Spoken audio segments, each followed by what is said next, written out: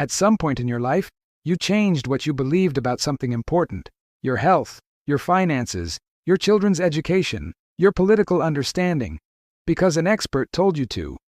Not because you evaluated the expert's reasoning, because the expert was an expert. The question you probably never asked is, who decided that person was an expert? Not in the sense of whether they completed the required training, in the sense of who controls what training counts, who controls the credentialing system that certifies completion, who controls the institutional platforms that make specific credentialed voices more visible than others, and what interest do those controllers have in which beliefs the expert population promotes. In 2002, sociologist Stephen Shapin published The Scientific Life, a comprehensive analysis of how scientific expertise is produced and credentialed in contemporary research institutions. Shapin's central finding: expertise is not a natural property of individuals with superior cognitive abilities or access to superior information. It is a social construction, produced through institutional processes controlled by specific actors with specific interests, validated through credentialing systems that reflect those interests, and communicated through platforms whose editorial choices further filter which credentialed voices achieve public influence. By the end of this video, you will know exactly how expert manufacturing works, which institutional actors control each stage of the process, and why the expert consensus on any consequential question is a reflection of the institutional structure that produced it as much as it is a reflection of the underlying evidence about the question. The expert is a credential. The credential is a social construction. The construction is never neutral. The expert manufacturing process has 4 documented stages, each controlled by distinct institutional actors with distinct interests in the process's outcome. The first stage is knowledge production, the determination of which questions are worth investigating, which methodologies are legitimate for investigating them, and which findings merit communication. This stage is controlled primarily by funding institutions, governmental research agencies, private foundations, and corporate research sponsors whose funding decisions determine which research gets conducted and which does not.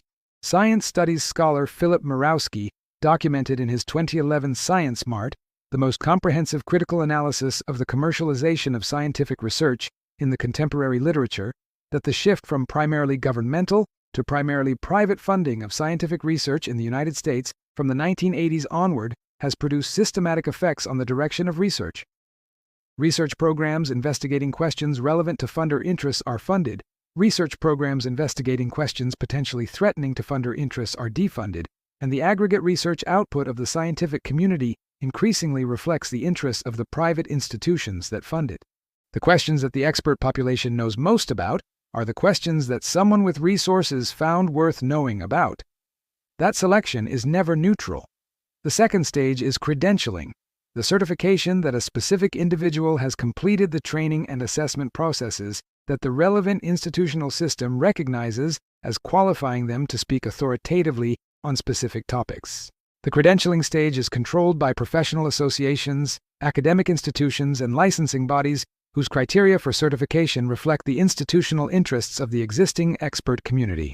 Sociologist Elliot Friedson documented in his 1970 Profession of Medicine the foundational analysis of professional credentialing systems in the sociological literature that professional credentialing systems are designed primarily to maintain the professional monopoly over a specific domain of expertise rather than to ensure that the credentialed population has the best possible command of the relevant knowledge.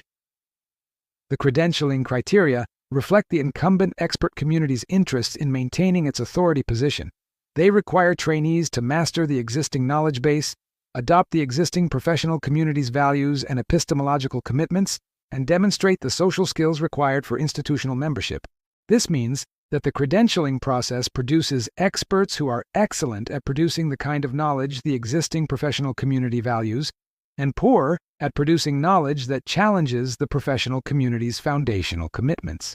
The credential certifies institutional conformity as much as it certifies cognitive ability. The third stage is visibility, the determination of which credentialed voices achieve public influence. This stage is controlled by media institutions, platform algorithms, and institutional public relations systems, whose editorial decisions determine which credentialed voices are heard and which are not. Media scholar Daniel Hallen documented in his 1986 The Uncensored War that journalistic source selection is not primarily a process of finding the most qualified available expert on a topic.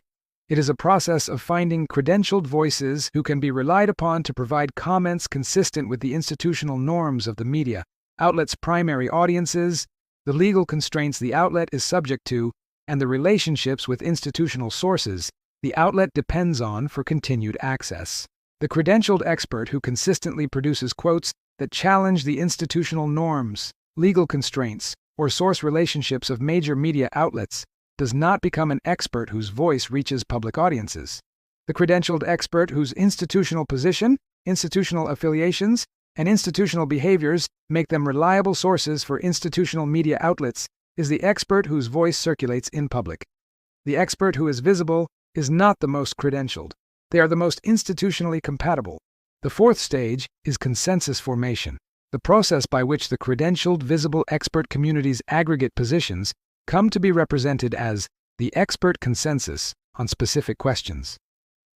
The consensus formation process is controlled by metascientific institutions, systematic review bodies, consensus panel organizers, and regulatory science institutions whose methodological choices determine which evidence enters the consensus and which does not.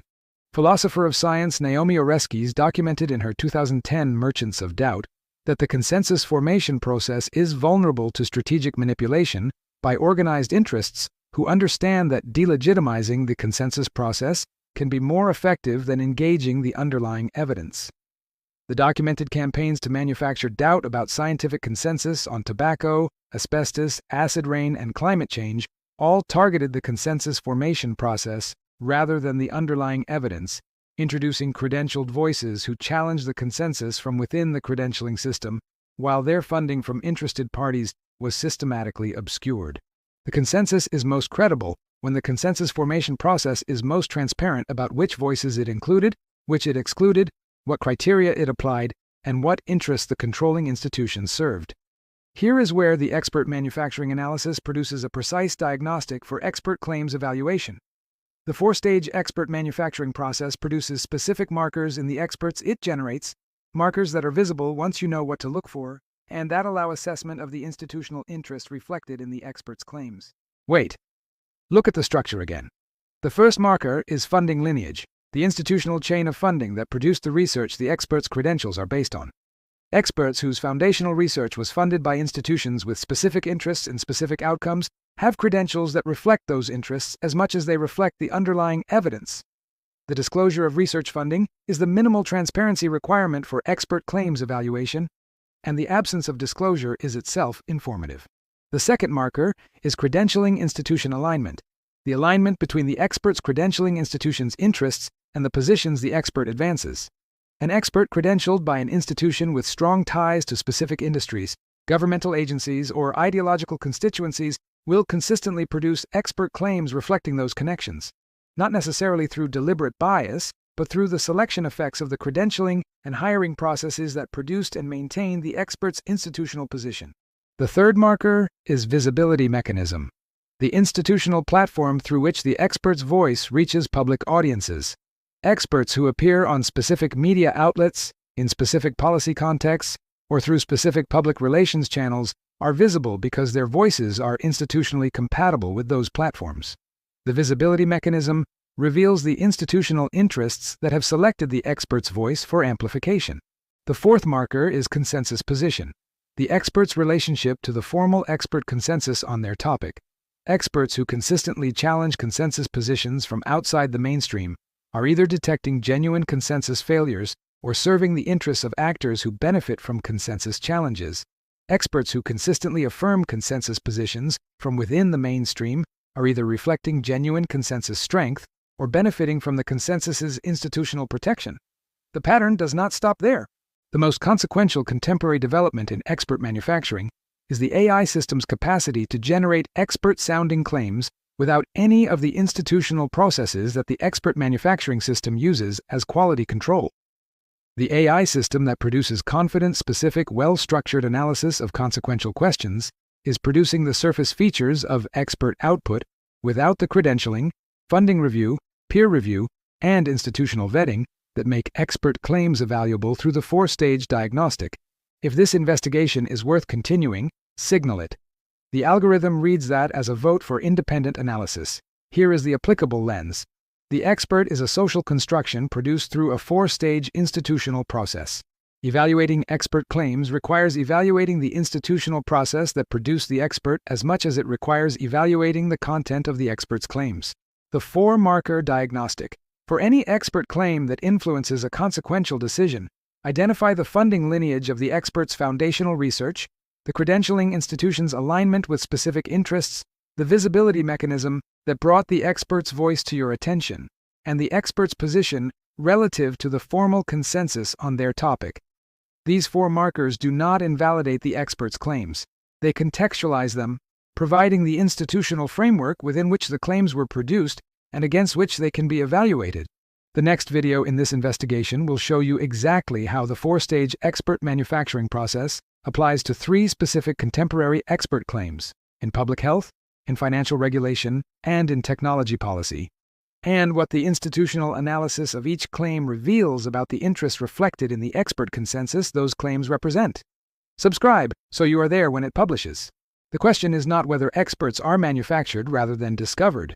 Shapin's credential construction research, Mirowski's science commercialization documentation, Friedson's professional monopoly analysis, and Oreskes' consensus manipulation research all confirm that they are. The question is, which expert manufactured by which institutional process is currently telling you what to believe, and whose interests that manufacturing process serves? This investigation was produced with AI-assisted research tools and human editorial oversight. All claims are grounded in documented historical and institutional sources. Transparency is part of the methodology.